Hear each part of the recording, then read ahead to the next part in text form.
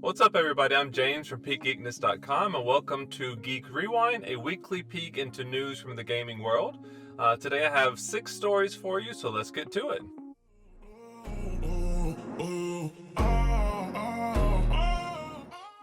So our first story is going to be a pretty epic one in my opinion. It's going to be Tribute Games' reveal of Teenage Mutant Ninja Turtles Shredder's Revenge, right? So this is going to be an upcoming 4-player co-op brawler beat 'em up side-scrolling game like the classics of Turtles in Time and the like.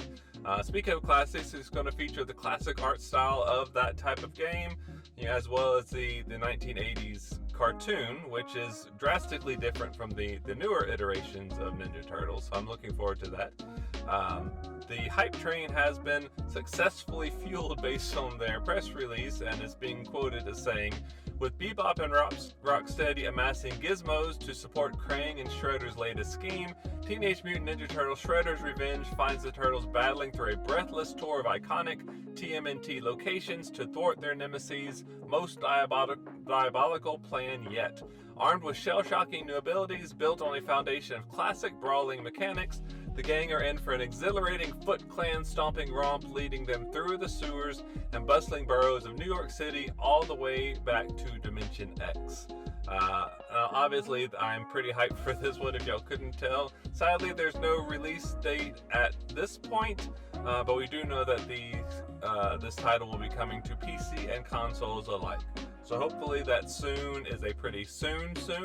But until then, we have this hype to keep us going.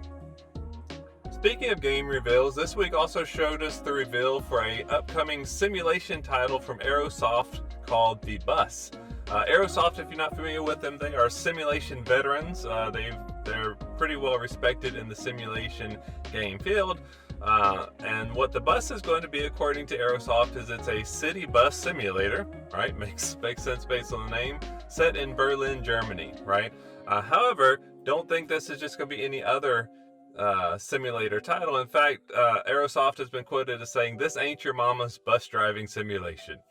Not quite sure what that means because I don't think my mama plays bus driving simulations, but what they're looking at to try to set themselves apart is, true, they're going to be optimizing realism, just like we would expect for most simulation-based titles, but they also want to focus on approachability, right? So this will mean that true hardcore sim fans will find their place and their complexity that they're looking for, but they also hope that this will be more approachable for casual players too, that might feel a little daunted in jumping into some of the more complex titles. In addition to just driving, you can expect to cart your passengers around. Obviously, you're driving a bus, right? But in addition to that, you're also going to be tasked with like managing ticket sales, maneuvering traffic lights, dodging AI, controlled vehicles, and eventually even fellow bus drivers, right? So they do have plans to implement a multiplayer experience at some point. It is in early access now, so that's not quite available at this point. Another thing that I think is pretty interesting about this is rather than simply having you driving all the time, it also feature their new free motion feature, right? Or free movement feature rather, where you'll be able to get up and walk around your bus, see what's going on. I'm assuming that's going to have something to do with ticket sales perhaps. And also you can walk around the so far pretty beautiful environments that they've produced for the game, right? So if you are a simulation fan, or if you're thinking about getting into simulations, this would be one I would keep on your radar. You can go ahead and wish list it on Steam at this point, but that's all we have for now. This is an early access title. Hopefully we'll get some more details and I'll update you as those come along. Alright, so our next story is more of a grand opening than a reveal, I suppose. This past week or so saw the launch of new streaming platform Glimesh. And if you haven't heard of it, their developers are reporting this as being the next generation streaming platform built by the community for the community, right? So this is growing out of the ashes of Mixer disappearing and people wanting more alternatives to Twitch and YouTube and the like, right? So some focuses that Glimesh is putting out there to kind of set themselves apart is that that they want discoverability to be the main focus, right? So they want it to be easier for smaller streamers to make a place for themselves in the streaming world, particularly when compared to a more saturated state of Twitch and YouTube and the like, where it's you have to admit it's quite hard for new content creators to be discovered, right? Additionally, new streamers are probably going to be pretty pumped about the idea that you can immediately start to monetize your streams, as of your first stream, right? So you have the ability with Glimesh to offer subscriptions to your viewers and your followers the very first stream, rather than having to go through all the loops and processes of becoming a Twitch partner or affiliate and all the recognition you need on YouTube. You can get started immediately, right? And another thing about getting started immediately is again, they're trying to boost up community. So Glimesh is trying to bring back the FTL derived technology from Mixer, the super low latency that Mixer offered, so that it's easier for creators to communicate with their viewership, right? I got the opportunity to test out Glimesh a bit a couple days after they launched. They had some server issues the first time, which that was kind of a good thing. It showed that a lot of people wanted to engage in their service, right? But I tried it out a couple days afterwards. Everything ran beautifully. The community's still pretty small, which I happen to like that, right? So it's a little bit more intimate of a connection versus, these overly saturated other processes that we have available. So yeah, it seems to be a promising thing. I hope they stick with it. They have an excellent game plan so far. I plan on trying it out some more as well, and I recommend everyone else to do so also. The next story we have is a pretty excellent one for accessibility in the gaming community, right? So Super.com, a publishing company, if you haven't heard of them, has announced this week that they are partnering with new technology developers Mars Vision to help expand the reach of Mars Vision's technology, right? Why is that important? Because, as Mars Vision quotes in their press release, they are going to offer a technological solution to let all low vision and visually impaired players enjoy computer games, right? Just because you have a visual impairment doesn't mean you don't have entertainment, right? Now, people have been able to circumvent this issue in the past through third-party mods and cracks to their games, basically. But this is going to be a much more seamless process, and it's going to be a lot more immersive for them as well, right? So what Mars Vision is aiming to do is not change the gameplay. They don't want to dumb down the gameplay just to make it to where visually impaired players can play. Instead, their software is going to monitor the real-time gameplay that's going on, and announce that to the player so that the player has information that they need to immerse themselves fully in the world, right?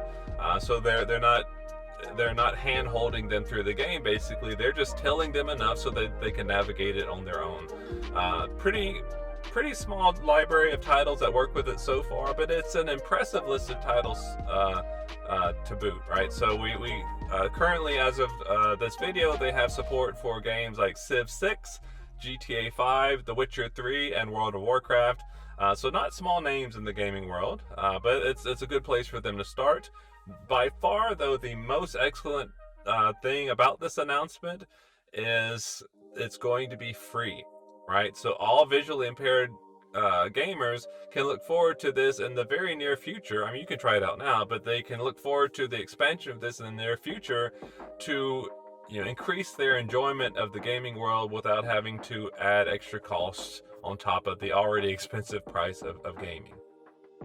The next story we have this week involves the ever-popular game Roblox, right? If you don't know what Roblox is, I don't know where you've been, but it's a metaverse-style game where you can do basically anything, right? But Roblox, as a company, has finally gone public with a direct listing, and they've had quite a bit of success in just the couple of days since this happened, right? So this was actually the day before the recording of this video. They went live with their direct listing and immediately jumped to about $45 billion in valuation, right? So it ranged, I think the share started around $30, and they topped out that first day around $70 per share, right? So if you don't know about Roblox, again, it's heavily it heavily relies on creations and playing and sharing with other players. It is pretty simple, some of it, because it's marketed toward younger audiences, but the ability to make your own stuff in Roblox through the Lua scripting language, as well as all of the massive creations that have been made since it was founded in 2004, you can basically make Roblox whatever you want it to be, right? So I'm not surprised that they jumped in valuation so quickly, and I wouldn't be surprised if that continues pretty soon, right? Roblox is a well-known name, and it's a very approachable name, so why wouldn't you want to get a piece of that, especially with the meme-like nature of some stocks these days? I think Roblox is kind of setting itself apart from that. And our final story for today is going to be the launch of Apex Legends on the Nintendo Switch. And despite Apex Legends being available for quite some time on other consoles and PCs, March 9th marked the first availability of this title for the Nintendo Switch. Pretty exciting for Nintendo owners, because you can play with other people, right? So it still features a cross-play that's available on the other systems. Sadly, that's kind of where the excitement stops, though, right? So as The Verge reported this week, while there is cross-play, there's not currently cross-progression, right? What does that mean? Why is that important? Basically, if you've been playing Apex Legends on one of the other consoles or on the PC for some time now, I mean, it is in the 8th season, so it's been available for quite a while. All the progress you've made on those systems stays there, right? It does not transfer over to the Nintendo Switch. So if you decide as a veteran player to start playing on the Switch, you're starting from scratch again, right? Even veteran players who've been playing for all 8 of these seasons have to play the tutorial first. They start literally from nothing. It's like a brand new account in a way, right? This is not ideal, right? For one, if you've been playing forever, you probably don't want to do the tutorial again. Also, your ranks, your progress is not going to transfer over. But what has more people upset is that your purchases are not going to transfer over, right? You don't have to make purchases. Usually they're just going to be aesthetic options for you. But if you put in the time and the money into this game and you're really passionate about it, you're probably not going to want to jump straight to doing the whole thing over again, right?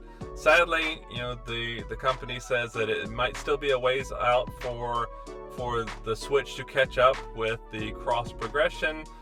They have many account-based and legal-based issues they need to circumnavigate. So if you are a new player, go for it. You have a brand new system to jumpstart from.